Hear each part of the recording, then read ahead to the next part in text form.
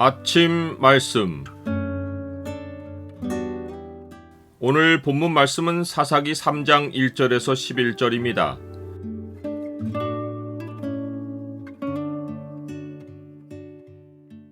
나는 누구의 종도 아니고 오직 주님만 섬긴다.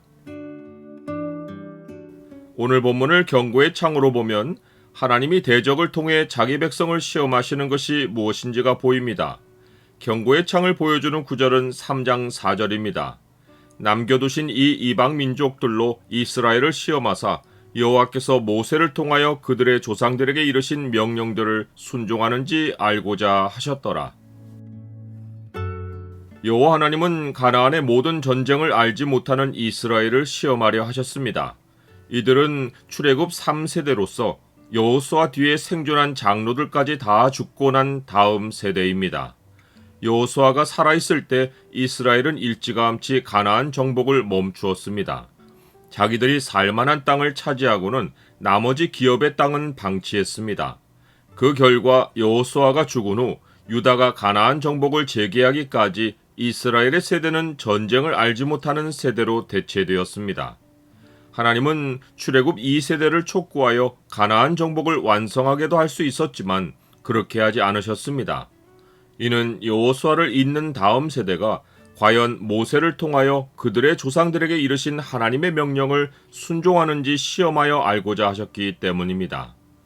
하나님은 시계 방향으로 북동쪽에는 히위 족속, 남동쪽에는 모든 가나안 족속, 남서쪽에는 블레셋 족속, 그리고 북서쪽에는 시돈 족속을 두고 사방으로 이스라엘 백성을 두르게 하셨습니다. 그런데 전쟁을 모르는 세대는 하나님의 시험을 통과하지 못했습니다. 그들은 기업의 땅을 얻으려 하기보다 이방 민족들과 결혼 동맹으로 화친하고 그들의 신들을 섬겼습니다. 당시에는 두 나라의 동맹이 신의 이름으로 맺어지고 언약을 확인하는 표시가 아들들과 딸들을 주고받는 통혼이었습니다. 이때 대등한 나라끼리는 협력 관계가 되지만 강한 나라와 약한 나라의 동맹은 약한 나라가 속국이 되어 군주 나라의 신을 섬깁니다. 이스라엘이 가나안 족속과 언약을 맺어 통혼한 것은 대등한 동맹 관계였지만 여호와 외에 그들의 신을 인정한 배역이었습니다. 한 걸음 더 나아가 그들의 신들을 섬김으로 영적으로 스스로 그들의 속국이 된 것입니다. 이스라엘 남자들과 결혼한 이방 여인들이 여호와 하나님을 버리고 자기들의 신을 섬기라고 하는 것은 미혹이 아니라 공식적으로 인정된 전도였습니다. 여호와 하나님은 자기 백성이 다른 신들을 여호와 앞에 두어 멸망에 처하지 않게 하려고 그들이 가나안으로 돌아가기 전에 이방 민족과 언약을 맺는 것을 강하게 경고하셨고 갑작스럽게 멸하실 것을 예고하셨습니다. 그러나 출애굽 3세대는 여호와를 버리고 기꺼이 다른 신들을 섬겼습니다.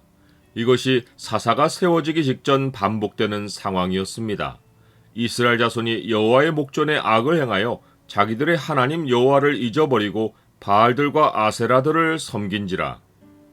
이스라엘이 이방 민족들에게 주권 국가의 자리를 내준 것은 아니어서 공식적으로는 여호와 하나님을 버린 것이 아니지만 그들이 가나안 민족의 신들을 섬긴 것은 영적으로는 이미 가나안 민족의 속국이기를 자처한 것입니다.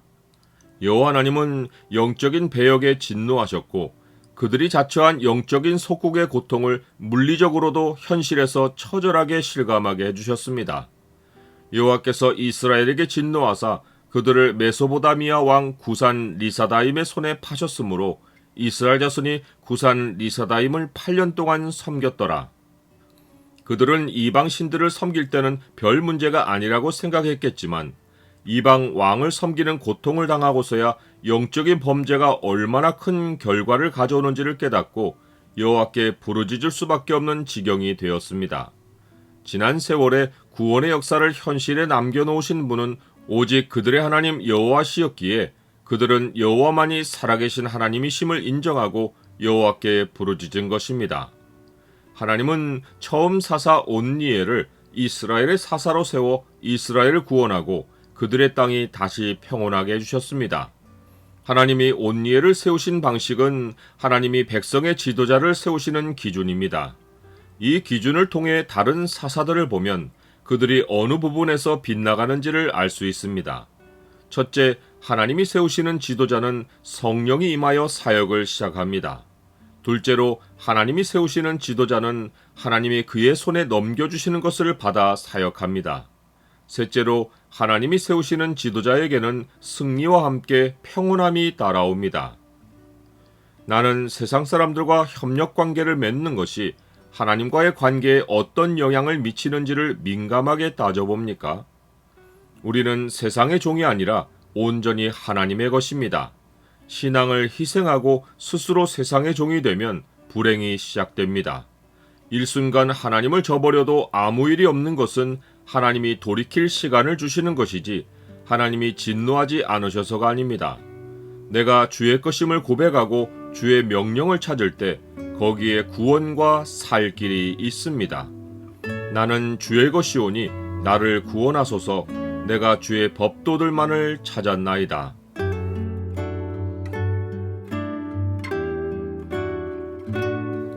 주님, 저는 누구의 종도 아니고 오직 주님만 섬깁니다.